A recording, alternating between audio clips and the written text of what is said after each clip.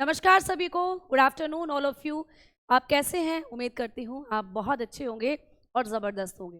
तो चलिए इस एक वीडियो के माध्यम से हम लोग रक्त यानी ब्लड से रिलेटेड जितने भी इंपॉर्टेंट फैक्ट्स आपको एग्जामिनेशन में पूछे जाते हैं उसके बारे में चर्चा करते हैं।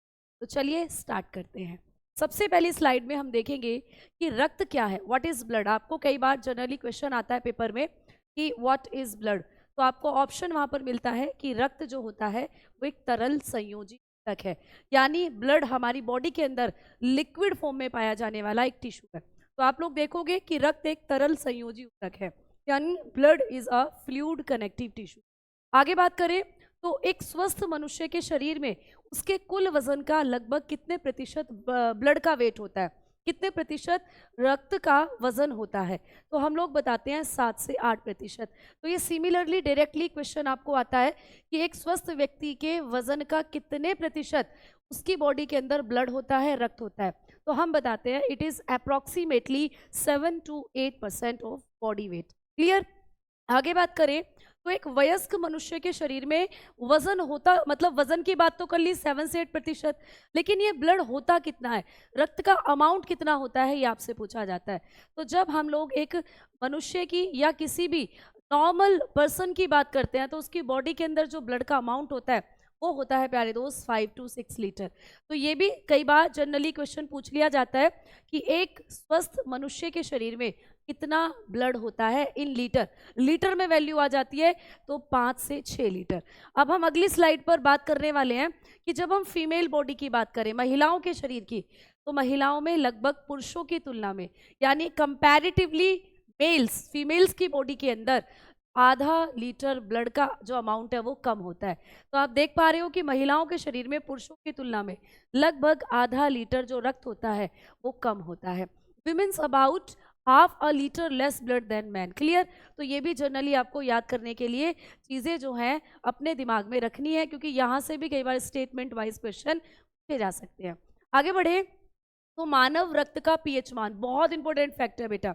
कई एग्जामिनेशन में आपको पूछा है कि मानव रक्त का पीएच मान कितना होता है, तो 7.4 है ना। What is the exactly pH value of blood, ये आपको पूछा जाता है तो हम बताते हैं 7.4।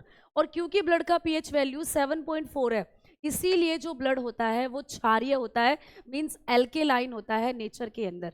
तो ये भी पूछ लेता है कि ब्लड का पीएच मान क्या होता है और ब्लड क्या है, यानी what is the pH value of blood and what is the nature of blood. तो ब्लड की पीएच वैल्यू होती है 7.4 और ब्लड के नेचर की बात करें तो एल्केलाइन होता है यानी क्षारीय होता है। आगे बात करें कि विज्ञान की कौन सी शाखा है जिसमें हम ब्लड का अध्ययन करते हैं, what is the study of blood. तो आप लोगों को बताना है रक्त के अध्ययन को कहते हैं दोस्तों हेमेटो।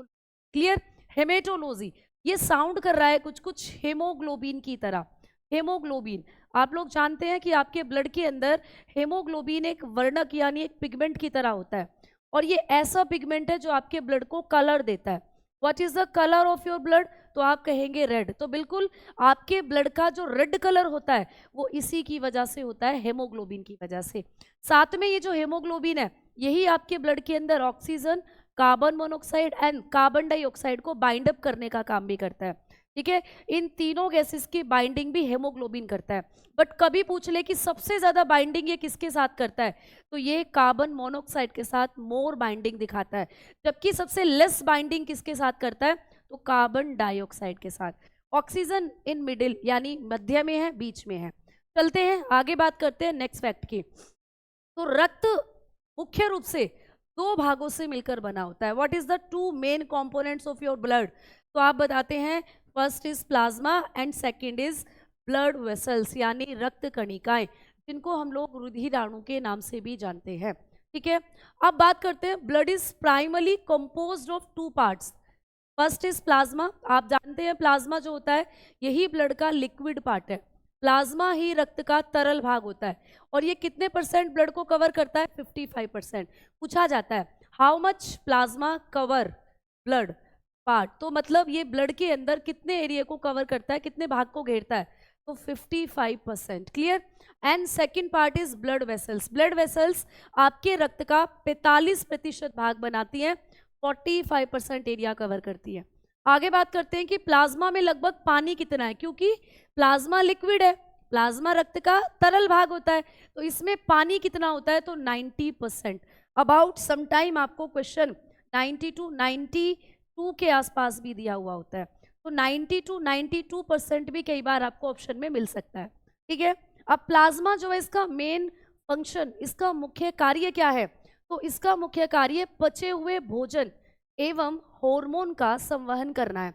मतलब आपकी बॉडी के अंदर जो भी आप खाते हैं वो सब ब्लड में घुल जाता है, और जितने भी आपकी बॉडी में हार्मोन बन रहे हैं वो भी ब्लड में घुल जाते हैं, तो उन सबको आपकी बॉडी पार्ट तक ट्रांसपोर्ट करने का काम करता है प्लाज्मा ही। क्लियर। आगे बढ़ते हैं और बात करते हैं नेक्स्ट पॉइंट की। जब प्लाज्मा में फाइब्रिनोजन नामक प्रोटीन, मतलब प्लाज्मा के अंदर एक प्रोटीन होती है फाइब्रिनोजन, ये मेन प्रोटीन है जिसको हम लोग क्या कहते हैं, ब्लड क्लोटिंग प्रोटीन के नाम से जानते हैं। दैट्स मीन यही आपकी बॉडी के अंदर जब आपको चोट लगती है, जब आपको कोई वुंड होता है, घाव होता है, उस दौरान आपके रक्त को बहने से रोकने का काम करती है। तो ये क्या काम करती है, अगर रक्त में से फाइब्रिनोजन नामक प्रोटीन को निकाल दिया जाए, यानी ये रक्त के प्लाज्मा में होती है, ये भी याद रखना, तो शेष बचे हुए भाग को हम सीरम कहते हैं। तो याद रखना सीरम क्या होता है, serum is a part of blood in which fibrinogen is not present. Serum रक्त का एक ऐसा भाग है जिसके अंदर फाइब्रिनोजन प्रोटीन नहीं होती है। क्लियर। आगे चले। लाल रक्त कणिकाएं यानी आरबीसी का वैज्ञानिक नाम आपको पूछ लिया जाता है। अगर मैं आपको यहाँ पर एक स्लाइड के तौर पर छोटा सा एक पॉइंट बताऊं कि जब हम लोग ब्लड के बारे में बात करते हैं तो ब्लड कंपोज्ड होता है दो पार्ट से। एक तो आपको मैंने बताया प्लाज्मा, क्लियर, जो कि आपके ब्लड का लिक्विड पार्ट होता है, तरल भाग होता है ना। लेकिन सेकंड पार्ट जो हमने बात करी वो होती है ब्लड वेसल्स, वो होती है दोस्त ब्लड कार्पेसल्स। वेसल्स तो अलग होती है, ब्लड कार्पेसल्स हम लोग बात करते हैं। तो ये जो ब्लड कार्पेसल्स होती हैं तीन तरीके की होती हैं, RBC, WBC and platelets. Clear, and platelets. तो इनमें से जो आरबीसी है ये आपके ब्लड में सबसे ज्यादा होती है। क्लियर। लेकिन जो मैम डब्ल्यूबीसी है ये सबसे कम, और प्लेटलेट्स थोड़ा सा मिडिल में होती हैं। क्लियर। तो सबसे ज्यादा कौन सी ब्लड सेल आपके ब्लड में होती है, आपने कहा आरबीसी, रेड ब्लड सेल। इन रेड ब्लड सेल्स के बारे में जब हम बात करें तो इनका साइंटिफिक नेम आपको आता है, तो आप बताते हो एरिथ्रोसाइट। क्लियर। सिमिलरली डब्ल्यूबीसी का पूछा जा सकता है ल्यूकोसाइट, सिमिलरली प्लेटलेट्स का पूछा जा सकता है थ्रोम्बोसाइट। क्लियर। तो मैं एक बार फिर से रिकॉल कर रही हूँ, कभी भी आप लोगों को आरबीसी के बारे में पूछे तो आपने कहा कि जो आरबीसी होती है इनका जो नाम होता है एरिथ्रोसाइट होता है दोस्त, एरिथ्रोसाइट। क्लियर। अगर हम डब्ल्यूबीसी की बात करते हैं तो ये हो जाता है ल्यूकोसाइट, ल्यूकोसाइट। अगर हम बात करते हैं प्लेटलेट्स की तो इनका साइंटिफिक नेम थ्रोम्बोसाइट हो जाता है, थ्रोम्बोसाइट। क्लियर। ये भी आपको पॉइंट जो है याद कर रहे हैं। अब हम लोग बढ़ रहे हैं आगे की तरफ, नेक्स्ट फैक्ट की तरफ, कि भाई स्तनधारियों में आरबीसी केंद्रक नहीं, केंद्रक मतलब जो आप लोगों की आरबीसी है इनमें केंद्रक नहीं होता है, मतलब ये आपकी आरबीसी और इनके बीच में होता है इस तरीके का स्ट्रक्चर जिसको कहते हैं न्यूक्लियस। तो जब हम मैमल्स की बात करते हैं, मीन्स जो अपने बच्चों के लिए मिल्क का फॉर्मेशन करते हैं, जैसे ह्यूमंस हो जाते हैं, गाय भैंस है ना, शेर, और जो आप देखते हो कुत्ता बिल्ली, ये सब होते हैं मैमल्स। इनकी जो आरबीसी है उसमें न्यूक्लियस नहीं होता है। बट यहाँ पर दो एक्सेप्शन आपको देखने को मिलेंगे, दो अपवाद।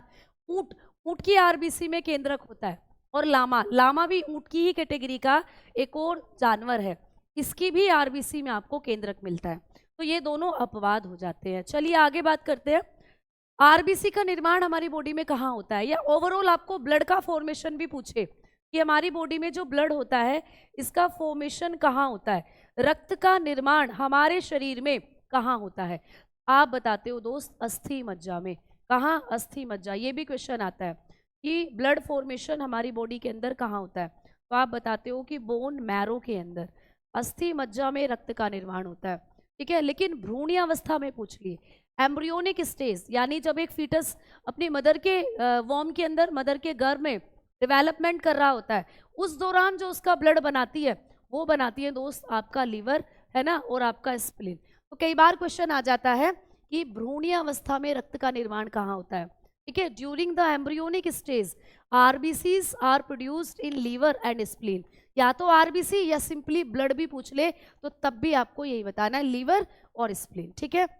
अच्छा, आरबीसी का जो जीवन काल है वो 20 से 120 दिन होता है, ये भी इंपॉर्टेंट पॉइंट है, कई एग्जाम्स पे पूछा है। What is the life span of RBC? Life span मतलब आरबीसी कितने मैक्सिमम डेज तक जिंदा रहती हैं हमारी बॉडी में, तो ये 20 से 120 दिन तक जिंदा रहती हैं, उसके बाद ये डाई हो जाती है, मर जाती है। नेक्स्ट पॉइंट की तरफ चलते हैं।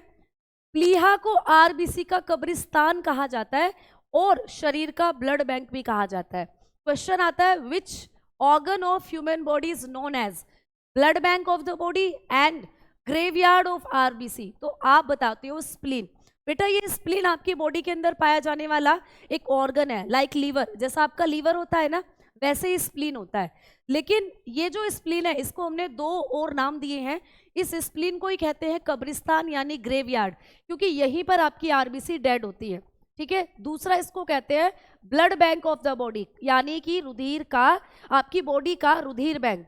क्यों? क्योंकि बहुत सारे नंबर, बहुत सारी मात्रा में यहाँ आरबीसी इकट्ठा रहती है, यानी इसके अंदर ब्लड इकट्ठा रहता है, तो जरूरत पड़ने पर हमारी बॉडी यहाँ से ब्लड ले भी सकती है, इसीलिए एक ब्लड बैंक की तरह काम करता है। क्लियर? आगे बात करते हैं कि आरबीसी में हेमोग्लोबिन होता है, जिसके बारे में मैंने आपको अभी बताया कि भाई हमारे ब्लड के अंदर हेमोग्लोबिन है, बट ये हेमोग्लोबिन कहाँ होता है ये भी क्वेश्चन आ सकता है, तो आप बताते हो केवल आरबीसी। तो आरबीसी के अंदर ही पाया जाता है हेमोग्लोबिन, और हेमोग्लोबिन के जिसके केंद्र में क्या पाया जाता है? आयरन यानी लोहा, क्लियर, मौजूद होता है, और इसी कारण ये रक्त का कैसा रंग देता है? लाल। तो RBCs contain haemoglobin which has iron in its nucleus making blood red. तो ये भी आपको याद रखना है। आगे बढ़े तो नेक्स्ट है भाई, हेमोग्लोबिन का मुख्य कार्य क्या होता है, ये आपको पेपर में पूछा जा सकता है। तो जब हम हेमोग्लोबिन के मुख्य कार्यों की बात करते हैं तो फेफड़ों से शरीर की सभी कोशिकाओं तक ऑक्सीजन को ले जाना और कार्बन डाइऑक्साइड को वापस लाना। जैसे मैंने अभी आपको बताया था कि ये ट्रांसपोर्टेशन कर रहा है आपके ब्लड के अंदर गैसेस का। क्लियर? सबसे ज्यादा बाइंडिंग कौन सी गैस के साथ कर रहा था? कार्बन मोनोऑक्साइड के साथ। तो the main function of the haemoglobin is to carry oxygen from the lungs to all cells of the body and to bring back carbon dioxide. Clear? आगे बात करते हैं कि सोते समय, स्टेटमेंट में क्वेश्चन आ जाते हैं, सोते समय मनुष्य की आरबीसी की संख्या लगभग कितने % कम हो जाती है? 5% जो है कम हो जाती है हमारी आरबीसी की संख्या जब हम सोते हैं। ठीक है, क्लियर? चलिए आगे बात करते हैं हम लोग, नेक्स्ट पॉइंट की तरफ बढ़ेंगे कि अधिकांश, जब हम लोग बात करते हैं, जब ऊंचाइयों पर रहने वाले हिली एरियाज में, जैसे कश्मीर की तरफ चले जाओ, उत्तराखंड की तरफ चले जाओ, वहां पर तो अधिक ऊंचाई लगभग 40 to 100 मीटर की ऊंचाई पर जब हम पहुंचते हैं तो यहां जाने पर मानव आरबीसी में आरबीसी की जो संख्या है वो 30% तक बढ़ जाती है। इसीलिए जो ऊंचाई पर जाने वाले लोग हैं ना, या ऊंचाई पर रहने वाले लोग, वो रेड कलर के आपको दिखाई देते हैं, उनकी स्किन ज्यादा रेड होती है ना? क्यों? क्योंकि उनमें ज्यादा आरबीसी होती है, वो नेचुरली ऐसा होता है कि पहाड़ों पर ऑक्सीजन लेवल कम होता है, तो उनकी बॉडी ऑक्सीजन की मात्रा को बैलेंस करने के लिए, लेवल बैलेंस करने के लिए वो क्या करती हैं? ज़्यादा आरबीसी प्रोड्यूस करना शुरू कर देती हैं। आगे बढ़े तो आपने देखा travelling to high altitude increases the number of RBC in the human body by up 30%। Clear? अच्छा, रक्त में आरबीसी की संख्या मापने के लिए किस उपकरण का हम इस्तेमाल करते हैं? तो हेमेटोसाइटोमीटर का इस्तेमाल करते हैं। ये भी आपको एग्जामिनेशन में पूछा गया प्रश्न है, हेमेटोसाइटोमीटर। क्लियर? चलो अब चलते हैं नेक्स्ट पॉइंट की तरफ। अब हम बात करेंगे कि आरबीसी के बाद जो डब्ल्यूबीसी होती है, श्वेत रक्त कणिकाएं और प्लेटलेट्स, श्वेत रक्त कणिकाओं का वैज्ञानिक नाम ल्यूकोसाइट होता है। ये पॉइंट मैंने आपको अभी अभी बताया कि जो डब्ल्यूबीसी होती हैं इनका वैज्ञानिक नाम क्या होता है दोस्त? ल्यूकोसाइट। क्लियर? जबकि जब हम थ्रोम्बोसाइट की बात करें तो जो थ्रोम्बोसाइट होती हैं वो मैंने आपको बताया था प्लेटलेट्स होती है। थ्रोम्बोसाइट क्या होती हैं? प्लेटलेट्स। अच्छा, मानव रक्त में आरबीसी डब्ल्यूबीसी का अनुपात कितना होता है? अगर मैं यहाँ पर इन तीनों के रेशियो की ही बात करूं, डब्ल्यूबीसी एंड प्लेटलेट्स, इन तीनों के ही रेशियो की जब हम बात करते हैं तो ये होता है 600:1:40। तो ये होता है आपकी बॉडी के अंदर इन तीनों का अनुपात। ये रेशियो भी आपको एग्जामिनेशन में पूछा जा सकता है। अच्छा, डब्ल्यूबीसी के बारे में अगर हम और आगे बात करें तो डब्ल्यूबीसी का मुख्य कार्य शरीर के प्रतिरक्षा तंत्र को मजबूत करना और रोगों को संक्रमण से बचाना है। मतलब कि यहाँ पर आपकी जो WBC है वो आपको प्रोटेक्ट करती है बीमारियों से। आपको जुकाम हुआ वो ठीक होता है, WBC ठीक करती हैं। कोई घाव है आपकी बॉडी में वो भरा है, उसको WBC भरती हैं। तो WBC का मेन फंक्शन होता है प्रोवाइड इम्यूनिटी, रोगों से लड़ने की शक्ति आपको देती है। अच्छा, मानव शरीर की सबसे बड़ी श्वेत रक्त कोशिका मोनोसाइट होती है। अच्छा, सबसे छोटी पूछले कौन सी होती है? आपको सबसे स्मॉलेस्ट पूछले कौन सी होती है? तो हम लोग बताते हैं लिम्फोसाइट, जो कि आपको एग्जामिनेशन में पूछा गया है। Lymphocyte, clear? तो सबसे बड़ी हो जाती है मोनोसाइट, सबसे छोटी WBC हो जाती है आपकी लिम्फोसाइट। आगे बात करते हैं कि जो हमारी WBC होती है या सबसे छोटी रक्त कोशिका, जो मैं आपको अभी ऑलरेडी बता चुकी हूँ, लिम्फोसाइट है। क्लियर? और लिम्फोसाइट ही HIV वायरस मुख्य रूप से T4 लिम्फोसाइट को नष्ट करता है, ये भी याद रखना है। HIV जो कि एक बीमारी होती है, एड्स को फैलाने वाला ये वायरस है HIV। एड्स आप लोग जानते हो एक सेक्सुअली ट्रांसमिटेड डिजीज है, जो वायरस के कारण होती है ना, इसको वायरस करता है। इस बीमारी के अंदर ये जो HIV वायरस है आपकी हेल्पर T4 लिम्फोसाइट को ही टारगेट करता है, ये भी क्वेश्चन पूछ लिया जाता है। अच्छा, रक्त बिंबाणु यानी ब्लड प्लेटलेट्स का वैज्ञानिक नाम कई बार बता चुकी हूँ, इसी वीडियो में याद भी हो गया होगा, क्योंकि आई थिंक थर्ड टाइम हम इसको यहाँ पर रिवाइज कर रहे हैं। चलिए नेक्स्ट पॉइंट की तरफ चलते हैं। नेक्स्ट पॉइंट यहाँ पर आपको नजर आ रहा है कि डेंगू, जब भी किसी को डेंगू फीवर होता है ना, होने पर मानव शरीर में प्लेटलेट्स की संख्या में तेजी से कमी आती है। डेंगू जो कि एक वायरस से ही होता है, अरबों वायरस होता है डेंगू को फैलाने वाला वायरस। ये वायरस हमारी प्लेटलेट्स को टारगेट करता है, तो हमारी प्लेटलेट्स कम हो जाती है, खत्म होनी शुरू हो जाती है। इसी को कहा जाता है डेंगू। और डेंगू में प्लेटलेट्स डाउन हो जाती है, ये आप आई थिंक सभी जानते हो, है ना। चलिए, तो चोट लगने पर रक्त का थक्का बनने में औसतन 2 से 8 मिनट का समय लगता है। स्टेटमेंट में पूछा जा सकता है कि जब भी चोट लगती है तो ब्लड क्लॉटिंग कितने टाइम में हो जाती है, आपको स्टेटमेंट दे सकता है बना बनाकर। तो एवरेज अगर हम लोग बात करते हैं तो it taking 2 to 8 minutes. Clear? कितना टाइम लगता है? 2 से 8 मिनट का समय लगता है। अच्छा, रक्त का थक्का बनाने में विटामिन K और कैल्शियम धातु सबसे महत्वपूर्ण भूमिका निभाते हैं। अगर हम लोग ब्लड क्लॉटिंग की बात करते हैं, अगर हम लोग बात करते हैं कि जब चोट लगती है तो ब्लड की क्लॉटिंग होना ज़रूरी है, बिल्कुल। तो इसको करने के लिए मैंने बताया था फाइब्रिनोजन होती है, जो कि आप लोगों के कहाँ होती है? ब्लड के प्लाज्मा में। अभी हमने देखा विटामिन K होती है, अभी हमने देखा कैल्शियम होता है, एंड यहीं पर आपका प्लेटलेट्स भी आपकी हेल्प करती है। तो इस तरीके से ये ब्लड क्लॉटिंग फैक्टर है, जो आपकी बॉडी के अंदर जब कोई चोट लगती है, कोई घाव होता है, से ब्लड को बाहर निकलने के रोकने के लिए काम करते हैं। ठीक है, चलिए नेक्स्ट पॉइंट है कि भाई रक्त का थक्का बनाने के लिए फाइब्रिनोजन और प्रोथ्रोम्बिन नामक प्रोटीन सहायक है, तो अभी अभी रिकॉल करा चुकी हूँ। ठीक है, चलिए, शरीर की नसों के अंदर रक्त को जमने से रोकने का काम हेपेरिन करता है प्यारे दोस्त। कौन करता है? ये काम करता है हेपेरिन। अच्छा, हेपेरिन भी आपके ब्लड के प्लाज्मा के अंदर पाया जाता है। हेपेरिन भी कहाँ होता है दोस्तों? ब्लड प्लाज्मा के अंदर, यानी ये भी आपके रक्त प्लाज्मा में पाया जाने वाला एक पदार्थ है हेपेरिन। क्लियर? तो ये क्या करता है? आपकी बॉडी के अंदर जो ब्लड जमा है उसको जमने से रोकता है। फॉर एग्जाम्पल, अभी मेरी बॉडी के अंदर ब्लड बह रहा है, वो जम क्यों नहीं रहा? उसको हेपेरिन नहीं जमने दे। आपकी बॉडी में ब्लड फ्लो कर रहा है, वो क्यों नहीं जम रहा? हेपेरिन उसको जमने नहीं दे रहा। तो इनसाइड द बॉडी जो ब्लड है उसको क्लॉट होने से प्रिवेंट करने का काम करता है हेपेरिन। क्लियर? समझ में आ गई? कहाँ होता है? आपके ब्लड के प्लाज्मा के अंदर ही ये पाया जाता है। नेक्स्ट पॉइंट की हम लोग बात करेंगे रक्त परिसंचरण तंत्र यानी ब्लड सर्कुलेटरी सिस्टम की जो खोज थी। आपकी बॉडी के अंदर ये जो ब्लड कंटिन्यूअसली फ्लो कर रहा है, इस फ्लो को ही हम कहते हैं ब्लड सर्कुलेशन यानी रक्त परिसंचरण। तो सबसे पहले इसकी जो खोज करी थी वो विलियम हार्वे नाम के साइंटिस्ट ने करी थी 1628। यानी रक्त परिसंचरण तंत्र की खोज 1628 में विलियम हार्वे नाम के साइंटिस्ट ने करी थी। डायरेक्टली पूछा जाने वाला क्वेश्चन आपको एग्जाम में। ठीक है, चलिए, एक स्वस्थ मनुष्य का सामान्य बीपी कितना होता है? दोस्त, यहां से भी क्वेश्चन आते हैं।